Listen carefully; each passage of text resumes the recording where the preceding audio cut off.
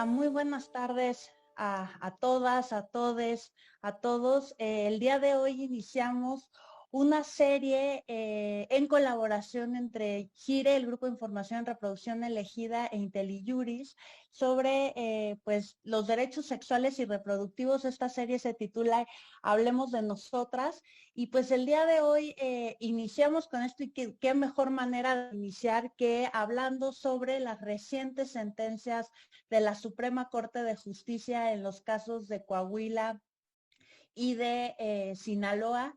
Y pues el día de hoy tengo el lujo y el gusto de pues platicar y charlar con dos expertas, amigas, aliadas de la causa de los derechos humanos de las mujeres y de las personas con capacidad de gestar, con la doctora Leticia Bonifaz y con la doctora Adriana Ortega, que es realmente un placer para mí. Y pues precisamente para hablar de estas sentencias, doy una muy breve introducción para dejar el uso de la voz tanto a Adriana como a Leticia. En estas semanas, en septiembre de 2021, el Pleno de la Suprema Corte de Justicia de la Nación tuvo la oportunidad de analizar dos acciones de inconstitucionalidad, una presentada por la entonces Procuraduría General de la República en 2017 con motivo de la emisión de un nuevo Código Penal en Coahuila. Y ahí precisamente la Corte, la Procuraduría General de la República impugnó frente a la Corte algunos delitos. En específico había una cuestión sobre prisión preventiva oficiosa y otra que tenía que ver con las penalidades de violación entre cónyuges, pero otra parte fundamental, y que es precisamente la que vamos a hablar el día de hoy, fue precisamente el tema de la tipificación del aborto en el estado de Coahuila. Esta acción de inconstitucionalidad, el proyecto fue elaborado en la ponencia del ministro Aguilar Morales, y unos días después, esto se resolvió en la Corte el 6 y 7 de septiembre, para unos días después analizar otra acción de inconstitucionalidad.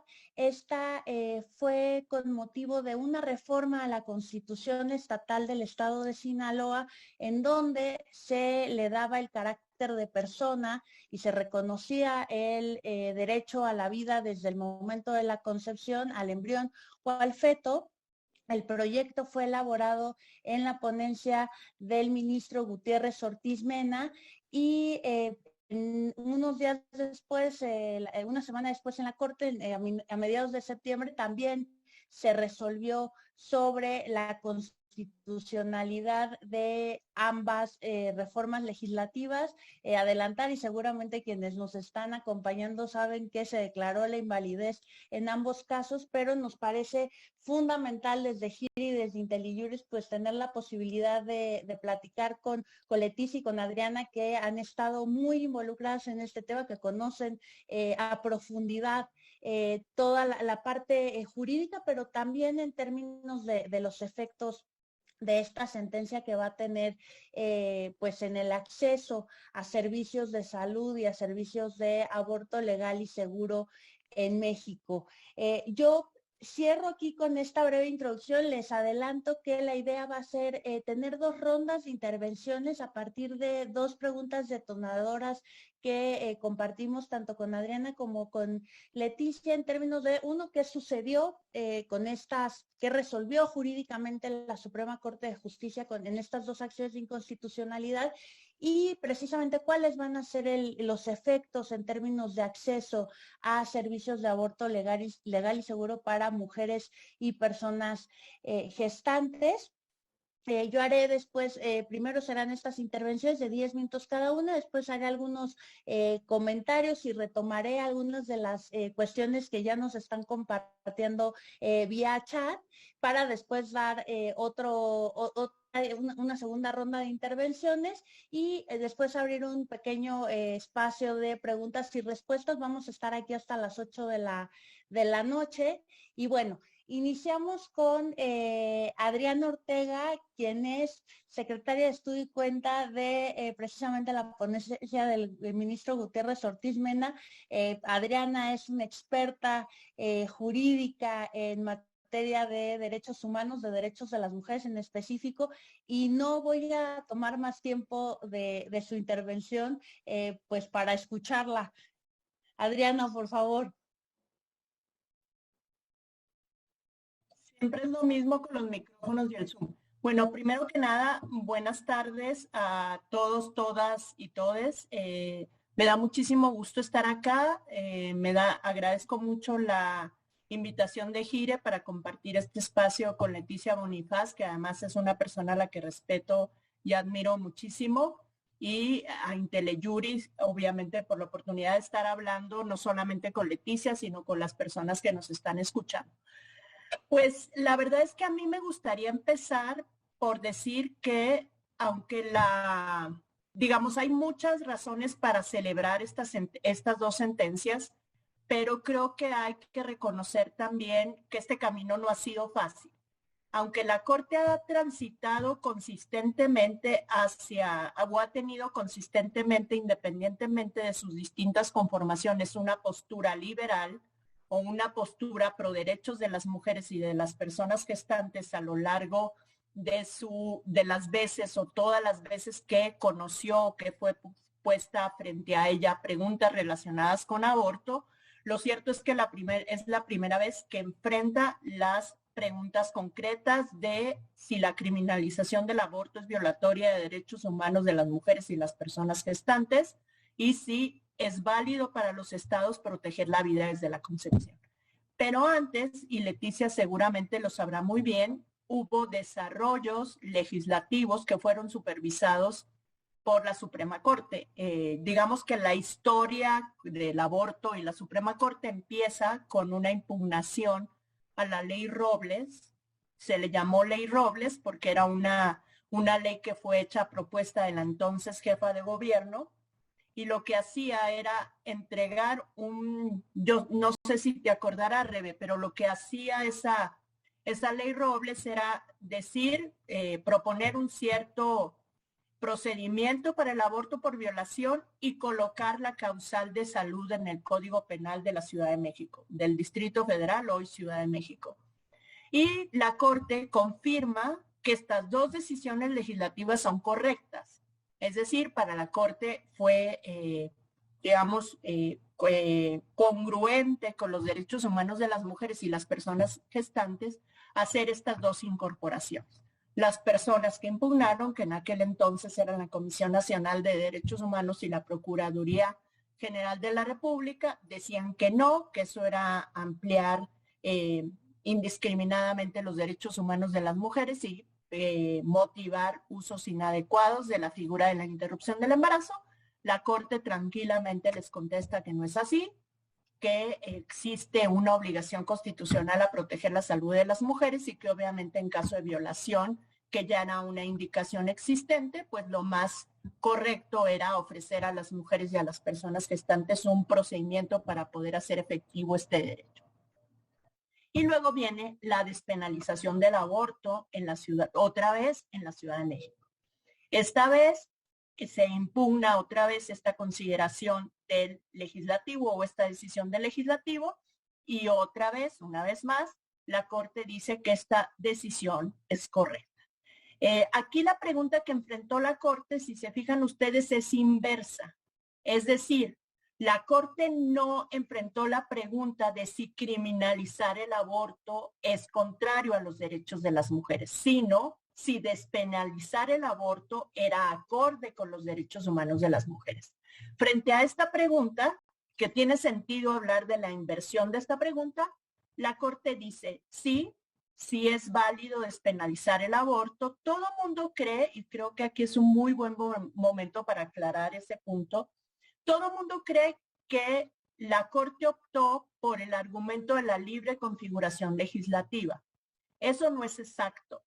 De ninguna manera es exacto. La Corte lo que hace es confirmar el ejercicio de ponderación que había hecho el legislativo. Es decir, el legislativo había dicho, Yo tengo que proteger la vida en gestación, pero también tengo que proteger los derechos humanos de las mujeres. Hago un ejercicio de ponderación y decido que es razonable despenalizar el aborto hasta las 12 semanas. Y lo hace con base en un conjunto de derechos humanos de las mujeres y personas gestantes que la Corte confirma. Es decir, la Corte dice muy bien por el ejercicio de ponderación que hace el legislativo. Si el ejercicio de ponderación del legislativo, como lo demuestra la última sentencia, hubiera sido incorrecto, la Corte lo hubiera revocado. Es decir, la Corte no toma una decisión basada en libre configuración legislativa, porque entonces lo mismo hubiera hecho en este caso. Y luego viene lo que hacen las salas de la Corte, que también es muy interesante y que nos habla de un proceso relacionado con la actitud de la Corte hacia los temas de aborto. Los primeros casos que resuelven la sala relacionados con aborto los resuelve la segunda sala. Son 2 casos de negativa de prestación de servicios por violación. En ambos casos, otra vez, la segunda sala de la Corte, por unanimidad, dice, a ver, ¿cómo que le vas a negar un servicio de salud a el servicio de una interrupción legal del embarazo a una mujer o a una niña? En este caso eran 2 niñas en los 2 casos, que ha sido víctima de violación. ¿De qué estás hablando? Tú tienes que garantizar esos servicios y en la medida que no los has garantizado, eres responsable. Dio vista a la Comisión Ejecutiva de Atención a Víctimas para que tomara cartas en el asunto y indemnizara correctamente a estas 2 chicas víctimas o a estas 2 jóvenes víctimas. Y creo que también forma parte, digamos, si uno puede construir, creo que hasta este momento uno puede entender que se había ido construyendo una línea jurisprudencial que soporta muy bien estas últimas decisiones que se toman. Otro asunto que resolvió la Corte, esta vez es un asunto de la primera sala, es el amparo en revisión 1388-2015, mejor conocido como caso Marisa.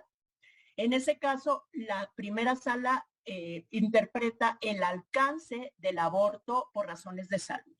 Y aquí la sala hace cosas que son interesantes y que conviene mencionar.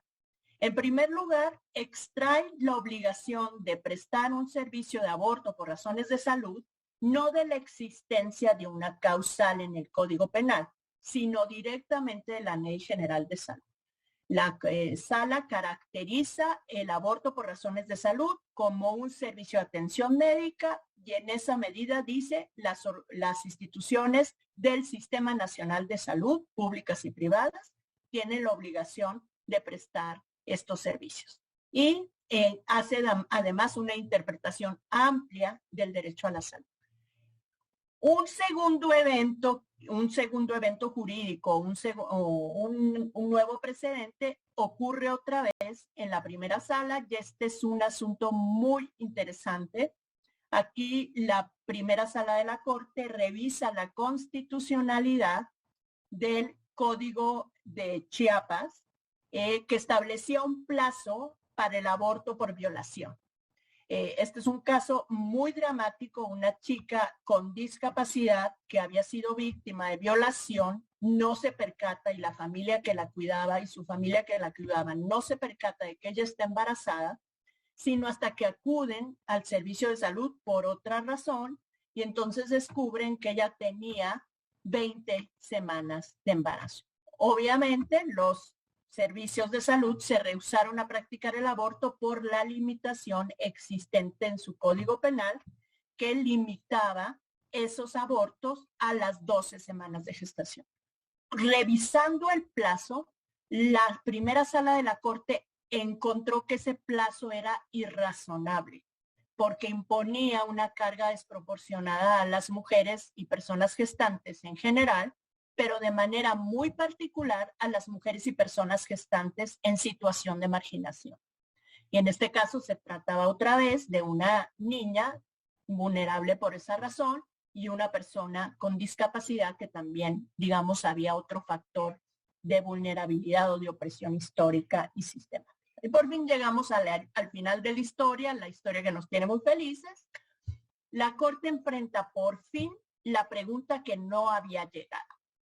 La pregunta de si la criminalización del aborto es violatoria de derechos humanos, y con contundencia y otra vez en un fallo unánime, la Corte dice sí, criminalizar el aborto es una violación de los derechos humanos de las mujeres y de las personas gestantes. Construye un parámetro para analizar estas determinaciones, y ese parámetro empieza por decir que la autonomía reproductiva es un derecho constitucional y que dentro del contenido de la autonomía reproductiva está, por supuesto, el derecho y la oportunidad de interrumpir un embarazo y de interrumpirlo voluntariamente. La Corte en este asunto no se compromete con un plazo. Eso es importante señalarlo. La Corte deja la determinación de este plazo a las legislaturas locales. Pero la Corte es muy enfática. Existe toda una construcción de la línea de argumentación de la Corte respecto a que este plazo no puede ser menor de 12 semanas.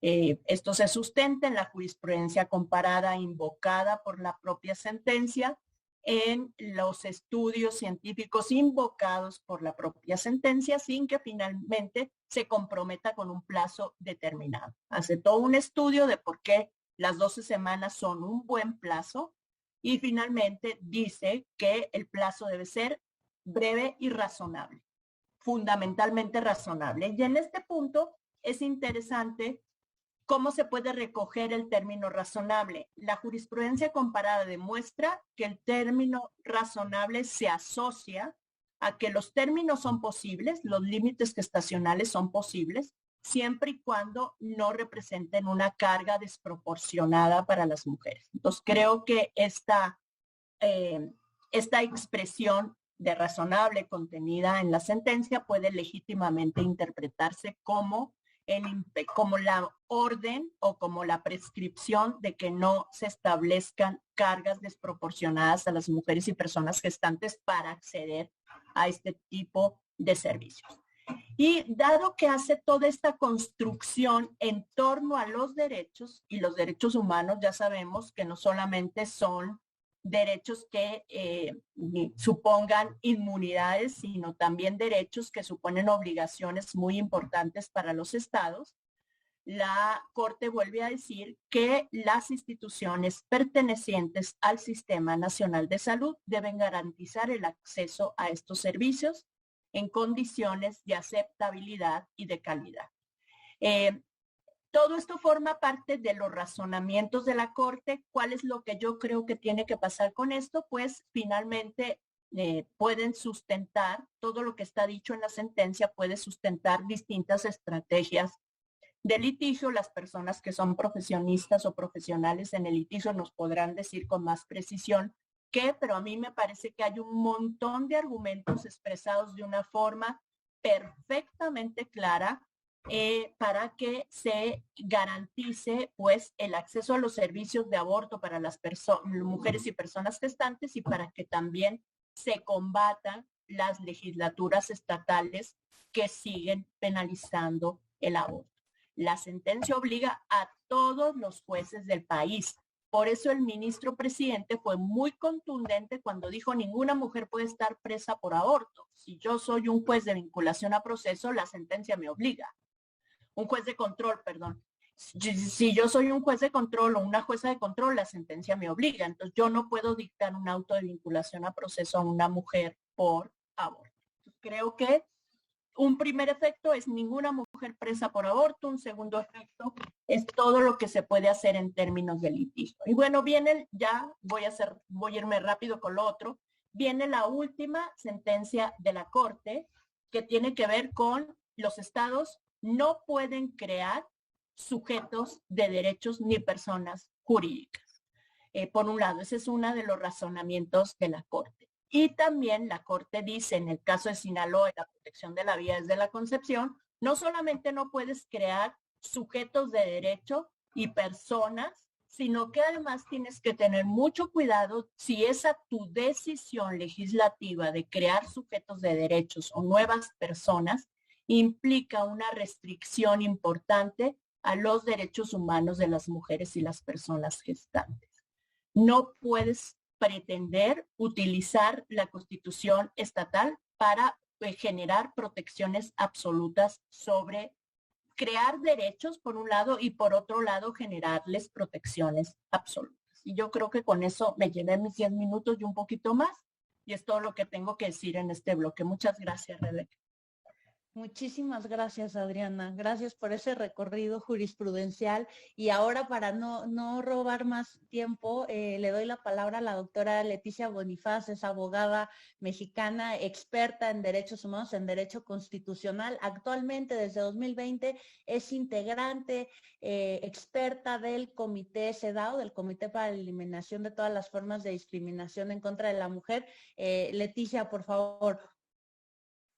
Gracias Rebeca, gracias Adriana, gracias a IntelliJuris por estos espacios y qué bueno que hoy tenemos esta sonrisa, que la que estoy viendo en ti y en todas, porque finalmente se logra algo que es un trabajo de muchísimos años. Qué bueno que Adriana hizo este repaso rapidísimo. Y pues yo voy a insistir en algunos de los puntos que ella dijo para luego centrarme en algo de lo que considero lo más valioso.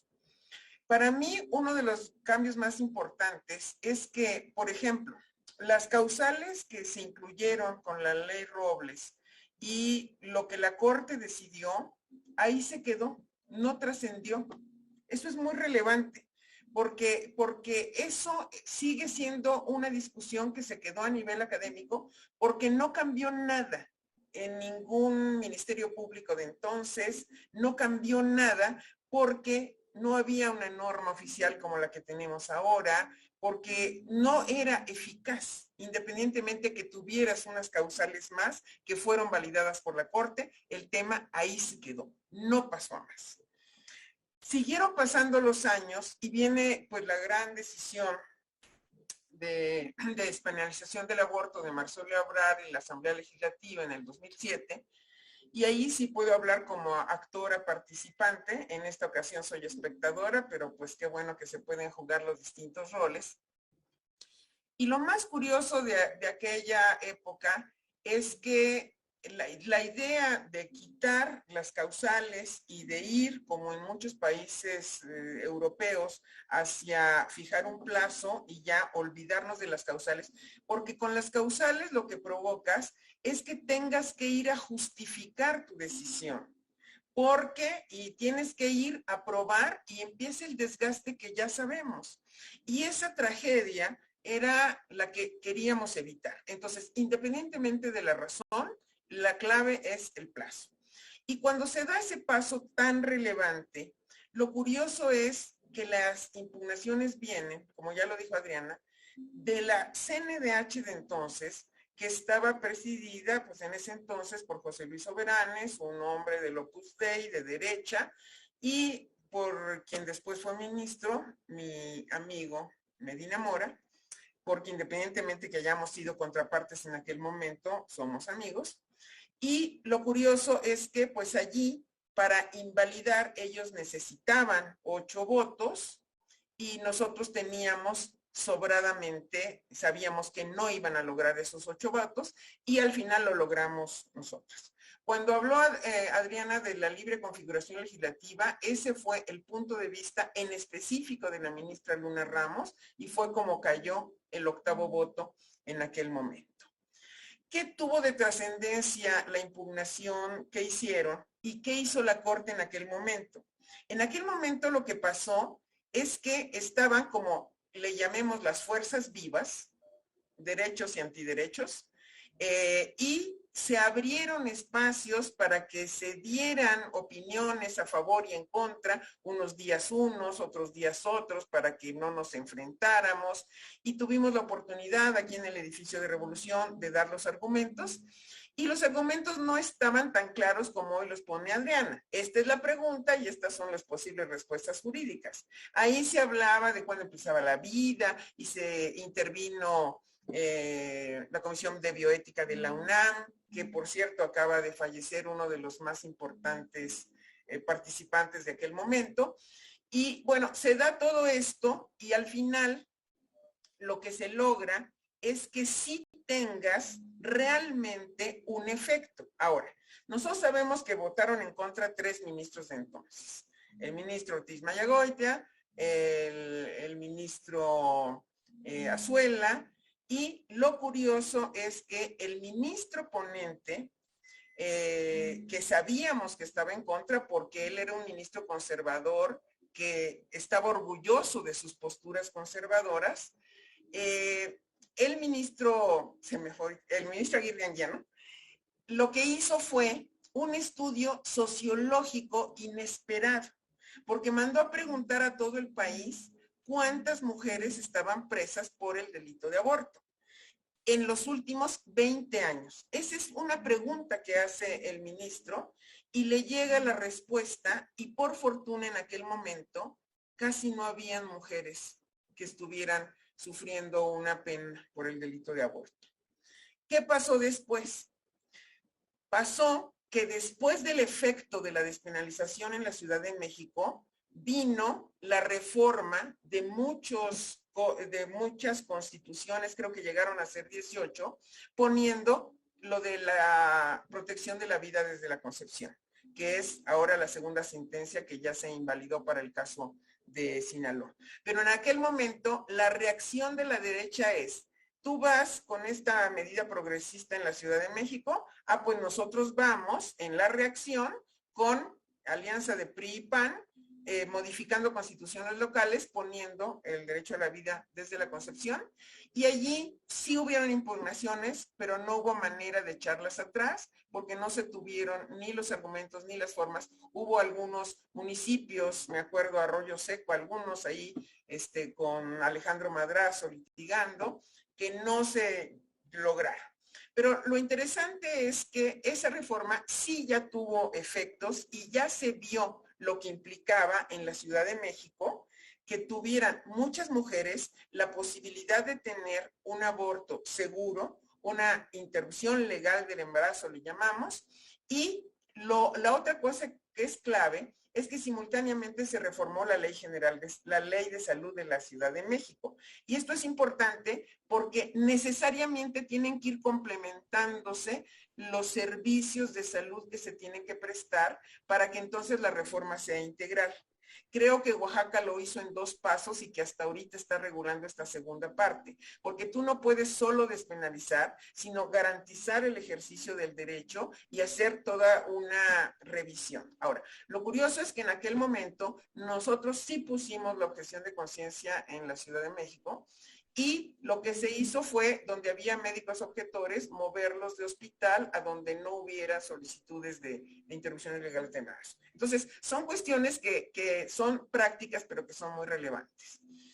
Para ir ya directo a lo que pasó recientemente, yo veo un avance argumentativo impresionante de cómo se argumentó en 2007 y en 2008 y cómo se argumentó ahora, porque hay muchas más herramientas a nivel teórico, se ha avanzado mucho a nivel teórico, el feminismo a nivel de las teorías de construcción del cuerpo y todo más, ha avanzado mucho. Se ha avanzado mucho con la reforma del 2011, se ha avanzado mucho con sentencias de Corte Interamericana, en especial de Artavia Murillo, y tenemos muchas más herramientas para resolver. Y a mí me encantó escuchar uno a uno, porque esta unanimidad fue maravillosa. Yo estaba en el 2007 al filo de la butaca allí, esta vez andaba en Chiapas, no en butaca, pero sí al filo de nuevo en la cama. Y entonces escuchaba las argumentaciones y no solo la calidad, la contundencia, lo redondo de cómo se presentaban las cosas, la verdad me encantaron. Creo que sí hay un paso gigantesco a nivel argumentativo de aquel entonces a ahora.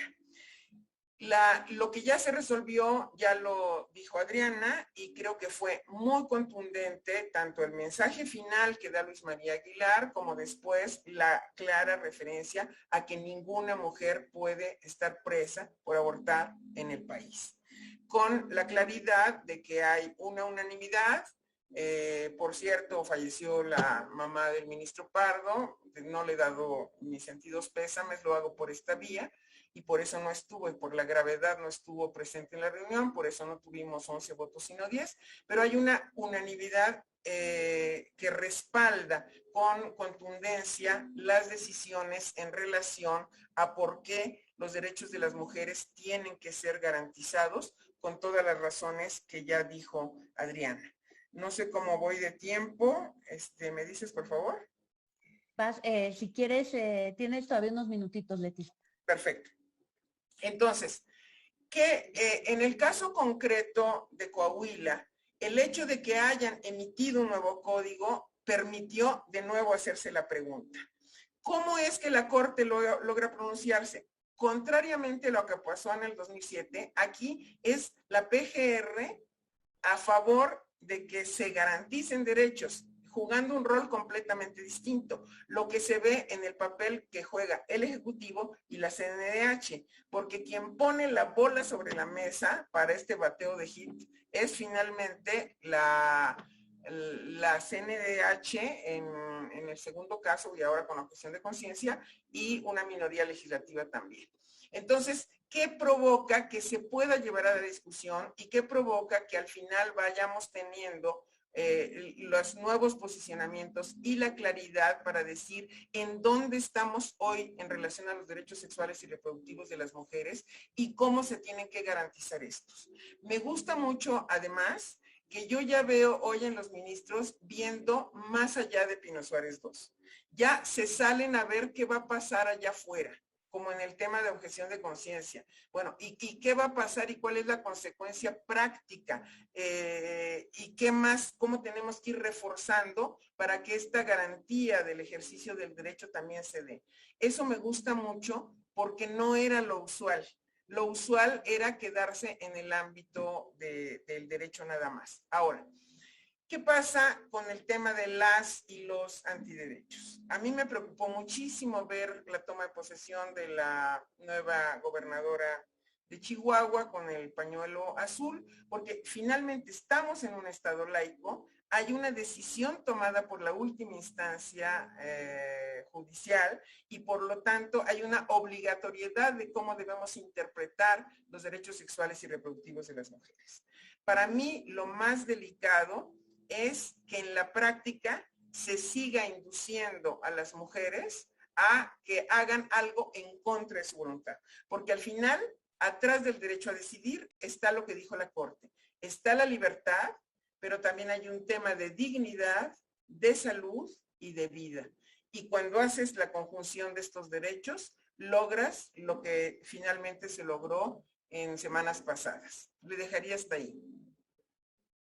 Muchísimas gracias, Leticia. No, en realidad, y retomando lo que se está comentando en el chat, es definitivamente un placer poder escuchar, por una parte, lo que ya este recorrido que nos hacía Adriana de 20 años de discusiones y de resoluciones en el máximo tribunal de justicia de este país, me parece fundamental ir viendo cómo se ha ido construyendo, como ya bien Adriana decía, la argumentación, cómo Leticia nos comparte desde esa posición protagónica que tuvo con el hito de 2007, que sin lugar a dudas vino a abrir y a cambiar, por ejemplo, muchísimas situaciones. Nosotras desde Gire, por ejemplo, en 1999, en 2000, tuvimos la oportunidad de acompañar el caso Paulina, ahí precisamente por todas las limitaciones y todos los obstáculos legales que existían. Ella tuvo que continuar con un embarazo no deseado, producto de una violación sexual. Y después de 2007, a pesar de todos estos casos han presentado a lo largo y ancho del país y que ya Adriana nos narraba, resueltos por la segunda sala de la Corte en 2018, gracias a esta reforma de 2007, esas niñas, esas mujeres que requirieron y que desde Gira y otras organizaciones hemos tenido la posibilidad de acompañar, interrumpir su embarazo, se ha podido lograr. Entonces creo que esta parte también ha sido fundamental en términos de lo jurídico, pero en términos del ejercicio y de lo que significa para la vida de las mujeres y de las personas gestantes.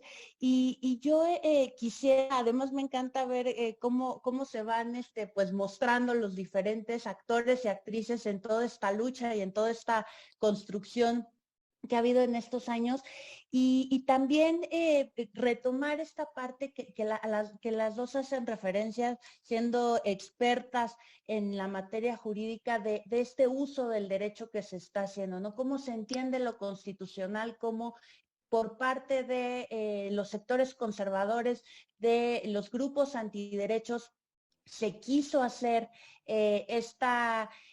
pues estos blindajes para evitar lo que sucedió en Ciudad de México y reformar las constituciones estatales, darles el tinte de derecho constitucional cuando en realidad no lo eran y ahora la Corte lo dice claramente, esto no les corresponde a los estados, a las legislaturas de los estados en términos de decir quién y quién no es persona y mucho menos cuando implica una obstaculización, una violación al ejercicio de los derechos humanos de las personas nacidas. Y ahí retomar también cómo ven ustedes a partir de esta 11ª época. Creo que a mí me emociona mucho también desde el derecho ver que unas de las primeras sentencias que se dan en esta nueva época de la Corte tienen que ver con el derecho al aborto y cómo vamos pasando de esto que ya mencionaban las dos, ¿no? De la regulación penal y esto que se hace en la primera sala de la Corte con el caso Marisa de hacer a un lado la regulación penal porque en el caso no daba para eso y aplicar como tal la legislación y la regulación en materia de salud. Entonces, quisiera como preguntarles por ahí, ¿no? ¿Cómo lo ven en términos de jurídicos en esta 11ª época y estos efectos que ya Adriana nos adelantaba en términos de la criminalización contra las mujeres, pero cómo de ahí podemos ir pasando precisamente a este ejercicio de derechos y pues con la experiencia que hemos tenido en Ciudad de México, que hoy era lo que va a suceder en Oaxaca, en Hidalgo, en Veracruz y veremos en Coahuila. Entonces, tenemos 5 minutos cada una y después ya que tenemos aquí preguntas y respuestas muy puntuales, entonces como para dar también ese espacio a estos cuestionamientos. Adriana. Muchas gracias. Pues yo quiero como retomar un poco lo que dijo Leticia en el sentido de que hay una construcción de derechos a partir de los derechos y eso creo que cambia completamente el escenario. Si tú construyes algo no como una concesión, sino como un derecho, lo conviertes en algo justiciable, en algo reclamable ante los tribunales. Y eso, por supuesto, que va a dar material para resolver un montón de cosas. Algo importante que también me gustaría decir, y a eso no nos referimos Leticia y yo, y creo que es algo a lo que hay que hacer referencia, es a todo lo, Leticia lo dijo de manera, digamos, lo mencionó, pero creo que hay que hacer mención de manera muy importante a la reforma de 2011. Es decir, cómo esta reforma de 2011 potenció, porque para nosotras es obvio cómo se hace toda esta construcción del parámetro a partir de los derechos que mencionaba Leticia, pero utilizando los tratados internacionales. Es decir, la Corte no solamente recurre como en esa autorreferencia que había tenido anteriormente, incluso utilizando la legislación secundaria para interpretar la Constitución, que es un defecto muy importante, sino que ahora hace una construcción desde lo constitucional y lo constitucional ampliado, tomando en cuenta los tratados internacionales y tomando en cuenta la jurisprudencia de la Corte Interamericana. En términos de derecho, a mí me parece que no hay duda, Rebeca, no hay duda, es más, creo que hasta se puede gritar en la calle. La Corte ha dicho que el aborto es un derecho constitucional. Palabras más, palabras menos. Eso es lo que ha dicho la Corte. Entonces, eso te abre un montón de posibilidades. Creo que la batalla ahora es utilizar esta sentencia justo para acceder a los servicios. Más allá de lo que hagamos en términos o lo que se haga en términos de seguir trabajando con los estados que siguen penalizando el aborto, también creo que podemos trabajar de manera muy decidida con el material que nos presta la sentencia de la Corte para lograr el acceso a los servicios. Y una cosa que me gustaría insistir, y esto es como, sobre todo tomando en consideración que tenemos 17 constituciones locales que preservan esta fórmula de proteger la vida desde la concepción, es importante saber qué efectos tiene y no tiene esta inclusión. La Corte dijo, y además eso es técnica constitucional pura y dura, no hay derechos absolutos. Entonces, que tengamos, y Oaxaca es el mejor ejemplo, que tengamos una constitución que protege, una constitución local que proteja la vida desde la concepción, no impide para nada que se despenalice el aborto.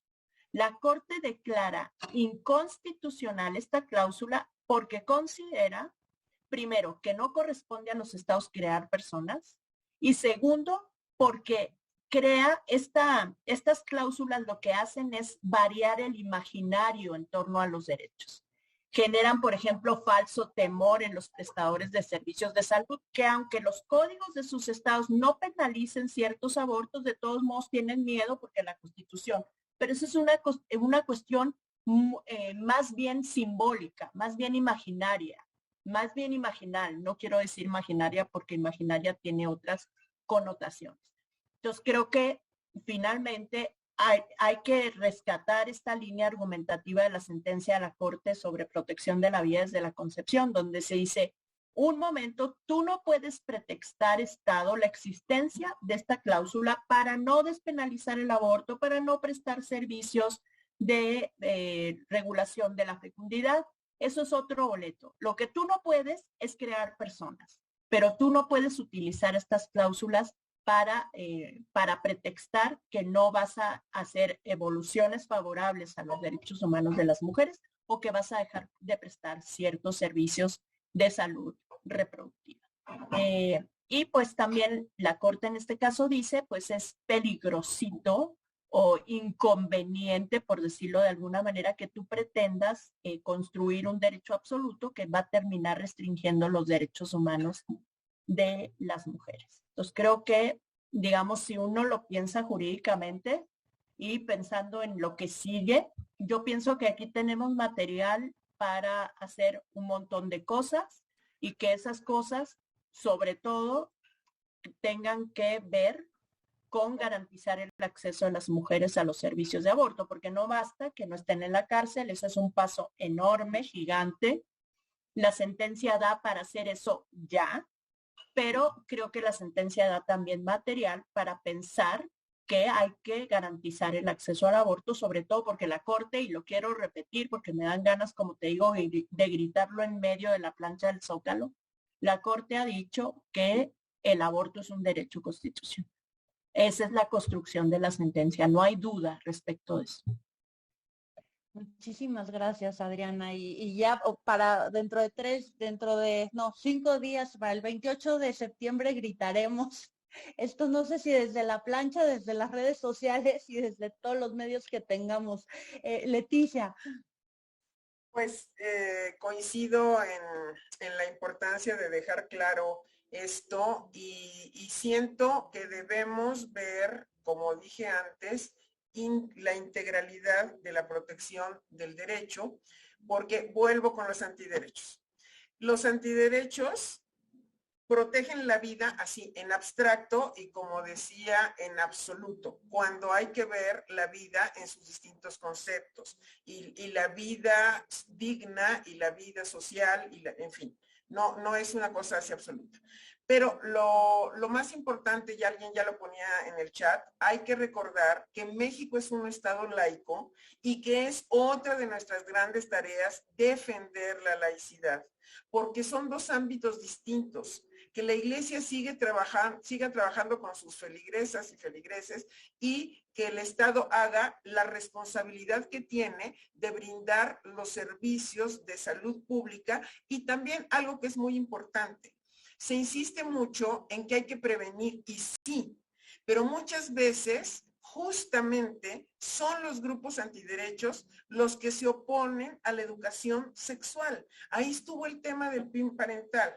Porque la educación sexual es fundamental en las escuelas, es fundamental que sigamos previniendo el embarazo adolescente, es fundamental que consideremos que la parte de prevención es básica porque ahorita si solo vemos hacia donde están las mujeres que estaban privadas de la libertad por delito de aborto, es distinto a ver a las miles de solicitantes de servicios de salud que queremos que se preserven esas vidas de esas mujeres para que tengan la garantía de llevar una interrupción del embarazo, si es su deseo, de la mejor manera. Porque hay que recordar también, y aquí entro un poco más en el ámbito de la sociología y de la parte económica, que siempre el tema ha estado en la penalización y en el castigo de las mujeres más pobres. Porque nosotros sabemos perfectamente que este tema ha sido dirigido a las personas que ni siquiera conocen la existencia de los derechos. Hablabas de algo que es básico, de los médicos y el miedo de saber qué pueden hacer y qué no pueden hacer. Y también los ministros, y creo que la ministra Piña fue la que habló mucho de eso, de pensar en los hospitales, de qué tanto se conoce lo que dice la Corte y las consecuencias de lo que dice la Corte. Entonces, muchas veces se ha dicho que luego falta difundir lo que sucede en la Corte y de ahí la importancia de que se hagan encuentros como este y que sea la tarea cotidiana de IntelliJuris, tratar de pasar al lenguaje natural lo que discuten los ministros, porque no es sencillo, aún para los expertos, ir viendo las diferencias de matices es muy relevante. Lo que aclaró Adriana es fundamental. La Constitución de Oaxaca tiene la previsión de la protección de derechos desde la concepción y de todas maneras se pudo despenalizar el aborto y no hubo ninguna impugnación.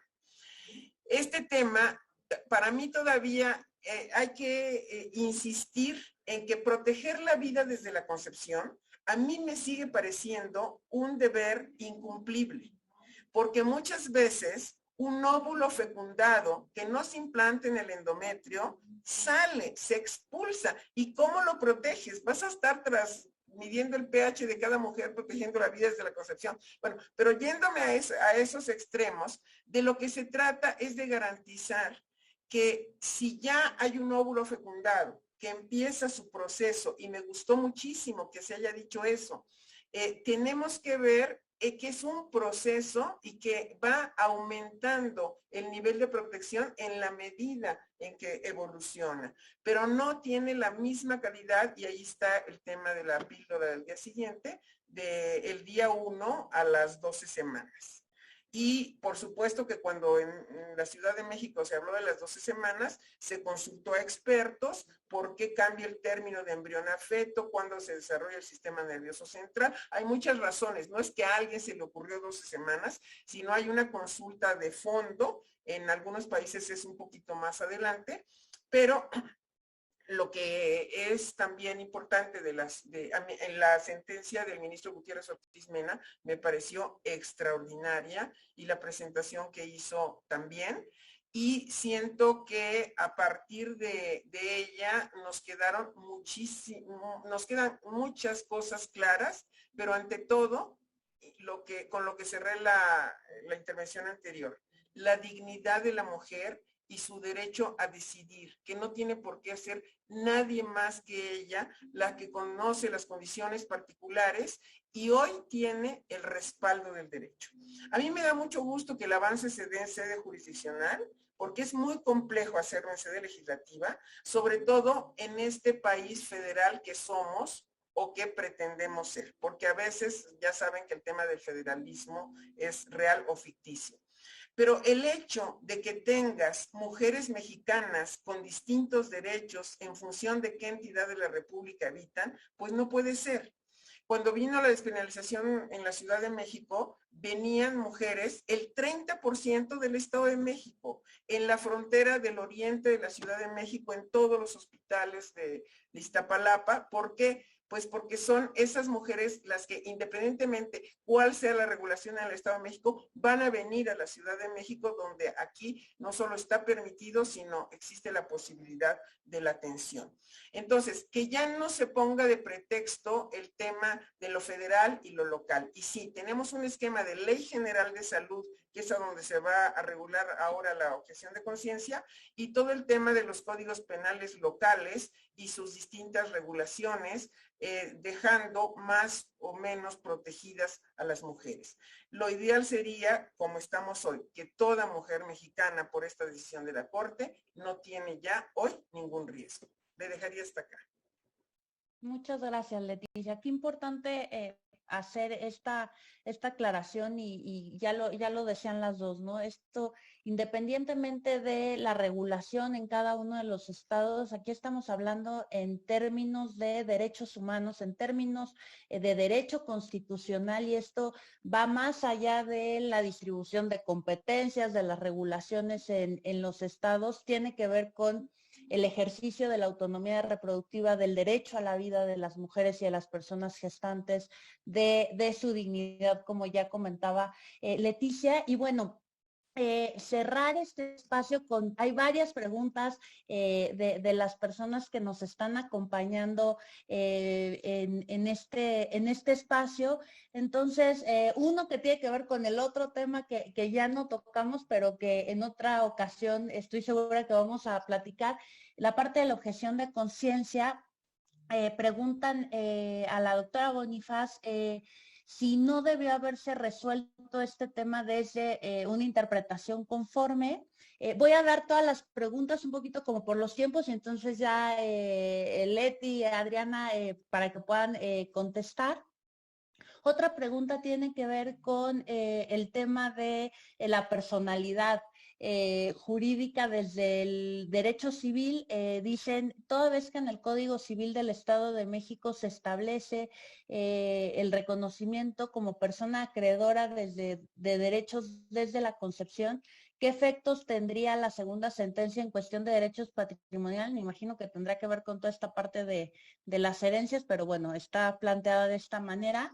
Gustavo Ortiz Millán nos pregunta, uno, ¿qué tanto existe el riesgo de que se acuse a las mujeres que abortan por cargos como homicidio en razón de parentesco en agravio a un producto en gestación, que es diferente del aborto?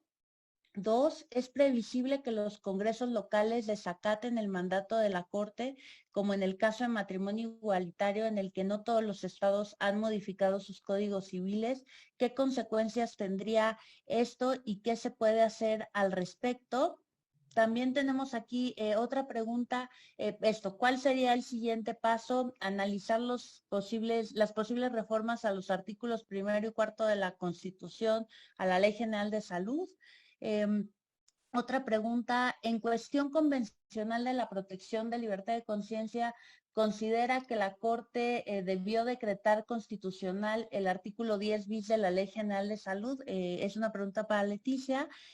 Profundizar sobre el tema de la objeción de conciencia, que bueno, ha estado presente y se ha discutido en estos últimos días también por parte de la Corte. También nos comentaban desde Veracruz estas intervenciones de la Iglesia Católica, cómo se hizo sonar las campanas en el estado de Veracruz en contra de la sentencia, si desde el marco legal y constitucional puede hacerse frente a este tipo de violaciones que obstaculizan o retardan pueden retardar el ejercicio de las mujeres a sus derechos sexuales y reproductivos.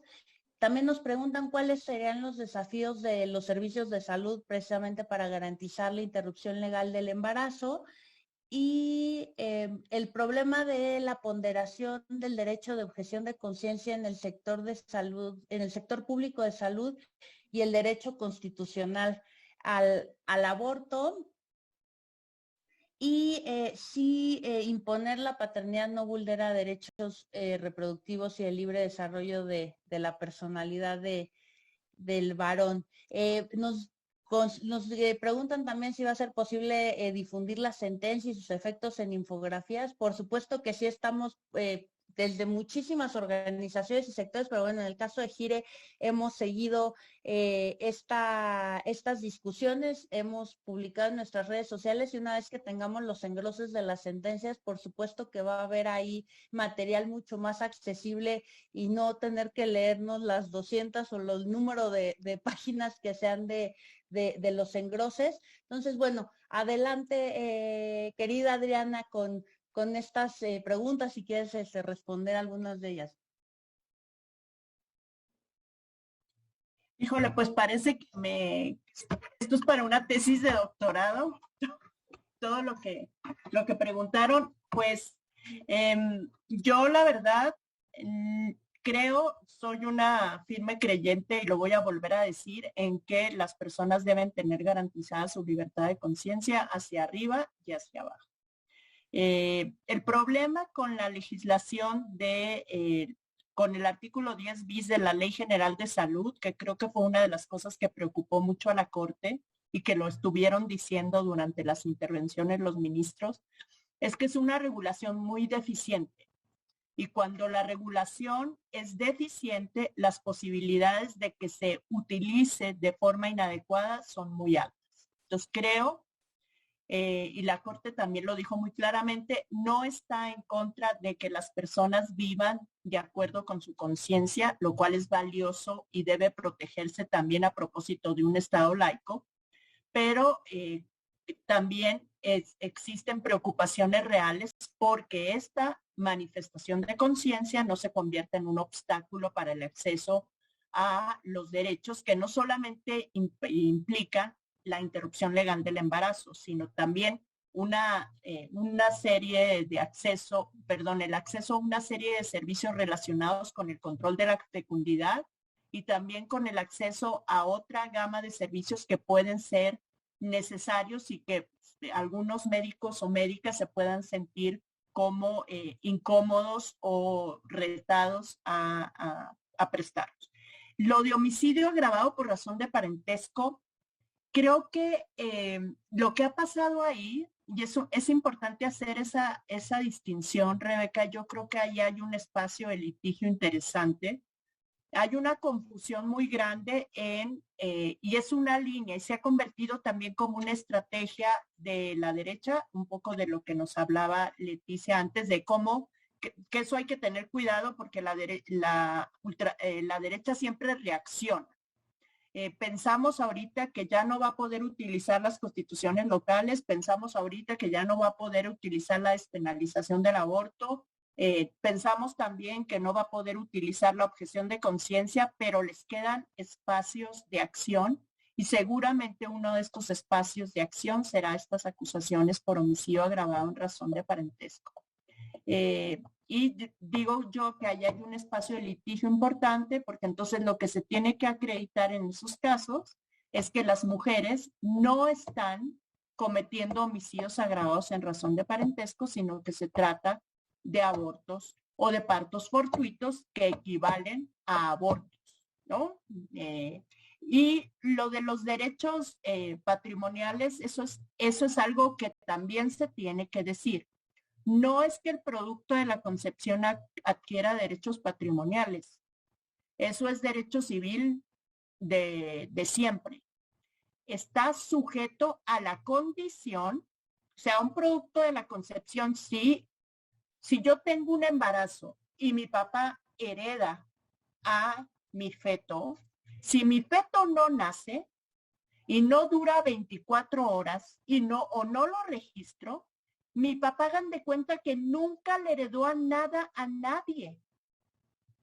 No hay nadie. Digamos que esa es como una especie de ficción jurídica que no se confirma hasta que se confirma. La exigencia para que el derecho tenga una vigencia real es el nacimiento. No hay ninguna duda. No hay, por ejemplo, mi papá me hereda, le hereda a mi feto. Mi feto, yo, por alguna razón, muere, se pierde durante el embarazo. No vamos a abrir la sucesión legítima del feto, vamos a abrir la sucesión legítima de mi papá. No le vamos, ya se murió el feto y como tenía derecho y tenía su derecho patrimonial, vamos a abrir la sucesión legítima del feto. No, vamos a abrir la sucesión legítima de mi papá. Y entonces hay que tener como mucho cuidado con esa confusión. El derecho está condicionado al nacimiento porque la única forma de adquirir derechos verdaderamente es el nacimiento. El caso Artavia Murillo dice con toda claridad y además es súper intuitivo, Rebeca. Tú no puedes, y Leticia lo dijo ahorita magistralmente, ¿cómo le vas a hacer para cuidar a un embrión o feto si no cuidas a la persona que lo está gestando? Estamos hablando en abstracto de proteger la vida desde la concepción y no estamos garantizando atención prenatal a las mujeres y a las personas gestantes. No estamos garantizando guarderías en las universidades. ¿De qué estamos hablando cuando hablamos así como una especie de entelequia de proteger la vida desde la concepción si no estamos tomando las medidas adecuadas para que eso sea real? No podemos pensar que las mujeres, las personas gestantes, presentan un escenario de antagonismo con los embriones y los fetos que cargan. Más bien, si queremos proteger esos embriones y fetos, hay que proteger a las mujeres, la salud de las mujeres, preservar los embarazos deseados, generar una serie de condiciones para que las personas tengan oportunidades laborales, educativas, y entonces las oportunidades de una vida digna sean mayores tanto para las mujeres como para los embriones o fetos que nazcan o que estén ocurriendo en el seno de un embarazo deseado. Entonces creo que un montón de cosas que hay que hacer. Las violaciones de derechos humanos pues ahora tienen un nivel de supervisión, tienen un marco perfecto de supervisión y ahora se puede utilizar justamente la sentencia incluso para caracterizar estos comportamientos como violaciones de derechos humanos. Creo que también se puede utilizar la sentencia para eso.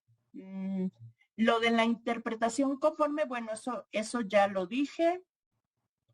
Matrimonio igualitario puede ser que sí. Yo creo que hay que estar preparados para pensar que se puede necesitar utilizar esa estrategia, pero tenemos un instrumento de pelea o un arma que no habíamos tenido nunca antes y creo que hay muchas razones para celebrar y para ser optimistas.